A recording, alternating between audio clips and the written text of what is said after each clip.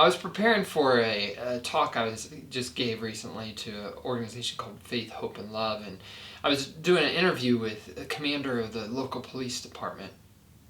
At the beginning of the interview, we were talking about leadership, and then we talk about some other things about leading in crisis. If you want to see it, it's on my Facebook page. During the conversation at the beginning, he was sharing about the crisis and how it affected him and his leadership and what he learned. He said that in the beginning there was all this communication, all these things that were changing so quick. They had to get the information out fast and frequent. But they began to realize that it was too much information. They weren't absorbing it. They were missing things. So what they did is they pivoted. And they said, hey, we're going to just communicate what you need to know this one day, this exact time, so people would know this is when I need to know. Because their organization, obviously, people are all over the place.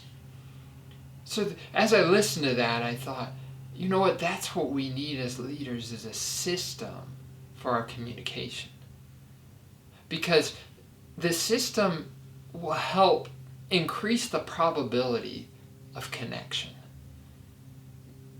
We can talk, but our job as a leader is to connect. And sometimes that connection comes through a system of regular communication, whether that's frequent one-on-ones with your team, whether that's a frequent, intentional, purposeful, planned meeting. Whatever that is, what is the system you have to communicate and connect with those that you lead? Because connection is that key in the communication. So here's my challenge today. Think into what is your communication system. And if you don't have one, and you need some help thinking into it, hey, let me know. I'm glad to be a thinking partner for you.